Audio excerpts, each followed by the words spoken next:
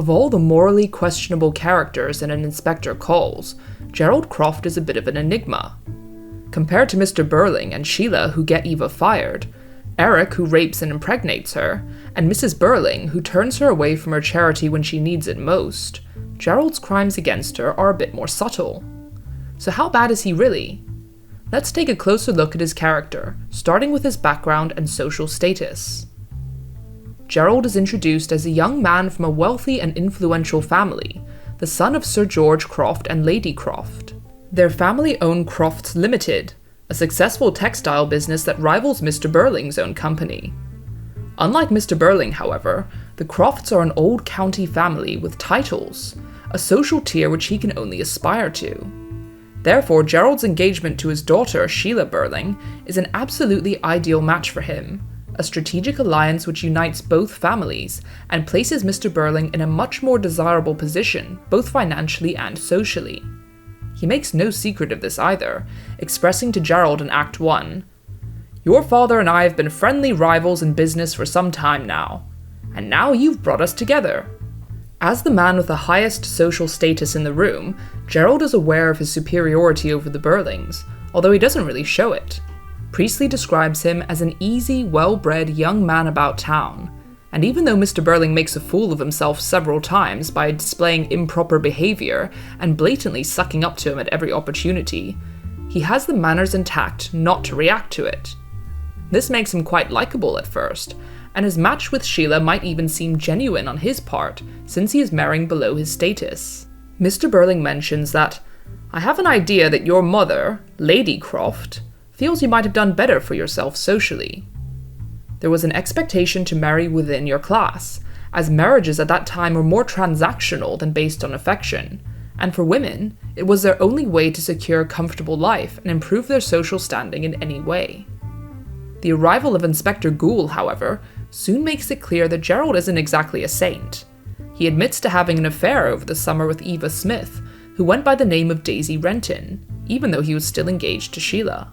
As bad as this is, it was unfortunately quite commonplace in the 1900s for men to have affairs and mistresses, partly because marriages were generally not love matches, and also because they lived in an extremely patriarchal society, where men had all the power.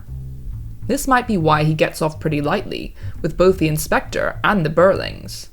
And although she gives him back the engagement ring, Sheila even says, "I don't dislike you, Gerald. In fact, in some odd way, I rather respect you." From an audience point of view, Gerald is still a sympathetic character, particularly since he seems to show remorse for his actions and real distress over Eva Smith's death, saying, "Sorry, I've suddenly realized, taken it in properly, that she's dead." He even says that he needs to go and have a walk around to clear his head because the whole situation has upset him so much. But before you write off Gerald as an almost innocent bystander in Eva's death, let's take a closer look at his affair with her. Behind his charm and eloquence, Gerald is really a master manipulator, and probably one of the worst characters in this play. To illustrate what I mean, let's take a look at how he describes meeting Eva, or Daisy as he knew her. "I noticed a girl who looked quite different. She looked young and fresh and charming. Old Joe Meggerty, half drunk and goggle-eyed, had wedged her into a corner with that obscene fat carcass of his. He's a notorious womanizer, as well as being one of the worst sots and rogues in Brumley." First of all, Gerald is a regular at the bar where he met Daisy, describing it as a favourite haunt of women of the town, meaning that this is not the first time he has cheated on Sheila, and probably not the last. The words he uses to describe her seem nice at first, but on closer inspection, the terms young and fresh are actually quite demeaning, likening her to a piece of meat rather than a human being. He then juxtaposes her innocence with the grotesque Joe Meggerty and his obscene fat carcass, which paints a picture of her as a damsel in distress. And by depicting her this way, he is really setting himself up to be the Prince Charming, the hero who swoops in and rescues her from the half-drunk and goggle-eyed monster. Sheila even picks up on this, saying, "You were the wonderful fairy prince." So while he is admitting to fault, he's telling the story in such a way that somehow he becomes the savior and the good guy, rather than just another creep in a bar. Similarly, his treatment of Daisy during the affair makes him seem generous, getting her food, giving her a place to stay, and a bit of money to live on. But his version of the story hides the dirty truth of the matter. Gerald mentions that his friend let me have the key of a nice little set of rooms, and use them if I wanted to. This was before he met Daisy, of course, so why would he need those rooms to begin with? It's not as though he couldn't afford to stay elsewhere when he was in the city, so it is much more likely that he and his friend had an arrangement to let him use those rooms while he was away, for the purpose of keeping a woman, or several women there, over the summer. Gerald knows from the beginning that this is just a fling, and admits that I didn't feel about her as she felt about me. Their whole relationship is transactional, and not based on feelings at all on his part, and the words he uses highlights that, like install her, economically, and lots of references to money. He uses her for as long as it suits him, and then breaks it off when it becomes inconvenient, despite knowing that she was in love with him, and really had nowhere to go. This exposes his absolute hypocrisy, because although he tears apart Alderman Meggerty for being a notorious womanizer, and one of the worst sots on rogues in Brumley, he is just as guilty. The only difference is that he hides his exploitation of women behind the guise of a charming, handsome gentleman. Due to Daisy's situation, they are both, of course, fully aware that he holds all the cards in their relationship, and that the power dynamics make it impossible for them to be equals. He is a man with money and status, while she is a homeless, broke, working-class girl, and he absolutely takes advantage of that. Daisy may have had feelings for Gerald, but she too knew that it couldn't last, hadn't expected it to last. And indeed, she even saves part of the money that Gerald gives her to live on because she knows that she will be back out on the streets before too long. Due to Gerald's social status, marriage to a woman like Daisy would have been out of the question, which is why he needs an upper-class woman like Sheila to give him the appearance of respectability while he sneaks off with other women on the side. Again, this was not an uncommon thing, as Mr. Burling almost validates his actions, saying, "I'm not defending him, but you must understand that a lot of young men," giving the impression that this kind of behavior was normalized at that time. But at least Gerald feels sorry for what he did, right? Or does he? He leaves the Burlings to take a walk, saying, "I'm rather more upset by this business than I probably appear to be, and, well, I'd like to be alone for a while." When he comes back, however, he seems to have a much different attitude to what has gone down that night, and a provocative theory that the inspector is actually not an inspector at all. He claims to have run into a police sergeant and asked him about Ghoul's identity, and then goes out of his way to craft more conspiracies about Eva Smith, questioning whether they had interacted with the same girl, or whether she had ever even existed at all. He argues this case like a lawyer, using terms like hoax, we've been had, and no proof, which very quickly gets the Burling parents excited about the possibility of escaping scandal and accountability. He knows that Mr. Burling is much more vocal and embarrassingly blunt with his opinions, so he only has to pull his puppet strings to set him off, while he sits back and still looks like the nice guy. On reflection, all of Gerald's actions are premeditated, as he is the only one who is not taken by surprise with the inspector's questioning. He has time to plan what he is going to say and how he is going to spin it so that he can still salvage his reputation and relationship with Sheila. And he succeeds rather well, since he manages to escape almost unscathed in everyone's eyes. The same thing happens when he goes for his walk. He has time to think about how he can make this whole thing go away and avoid the potential scandal of being connected to the Burlings if Eva's story were to be made public.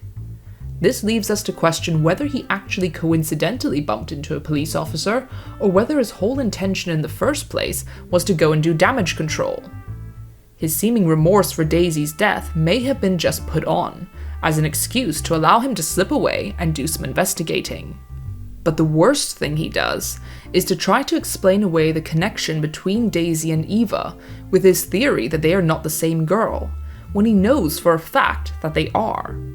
Earlier, during the inspector's investigation, Gerald reveals that the girl he met was from Brumley, lost her job in a strike, and mentioned something about Millwards, the shop that Sheila had her fired from. There's absolutely no chance that Daisy and Eva are not the same person, because the details of her life are exactly the same, and in fact, he is the one who connects them all together with his account. So for him to come up with this clever conspiracy shows how little he actually cares that she died, and how far he is willing to go to protect his reputation and avoid taking the blame.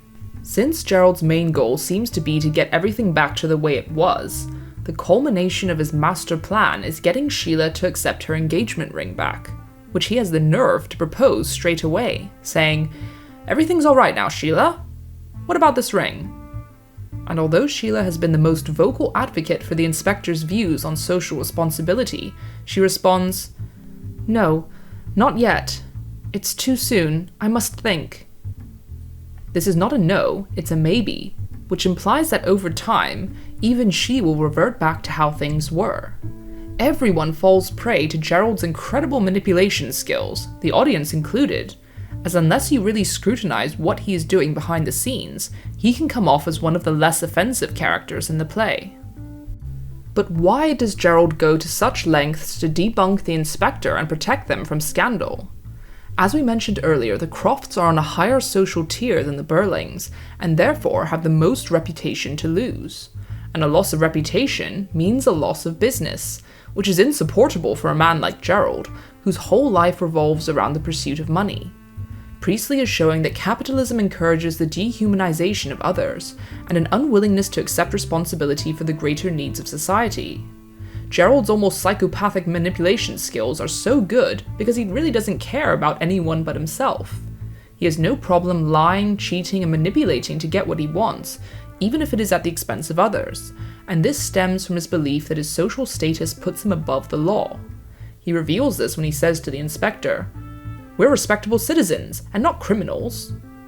This implies that he believes criminals can only come from the lower classes, and that money and status is what makes someone respectable. He is just as much of a capitalist, if not more, than Mr. Burling, and is the only one who supports his firing of Eva Smith, saying, "You couldn't have done anything else," and "I know we'd have done the same thing." What makes him worse than Mr. Burling, though, is that Gerald is from a different generation who should know better. Sheila and Eric represent the younger generation who are willing to change the antiquated beliefs and traditions of their parents, which have been detrimental to society, while Gerald is fighting to keep things the way they were, again, out of pure selfishness because he has the most to lose. He knows what he is doing is wrong, and has seen firsthand the suffering and exploitation of women and the working class, but he simply does not care. Therefore, Priestley is showing that men like Gerald, who are poised to take over their father's kingdoms and continue in their ways, were the real danger, particularly during times of war, like when this play was written.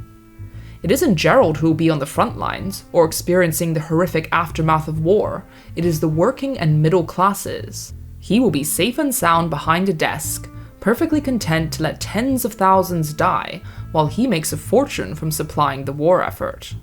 So what are your thoughts on Gerald? Is he the worst character in this play, or is there another contender? Let me know in the comments. Thanks for watching, guys. Stay tuned for follow-up analysis videos soon to come. See you next time!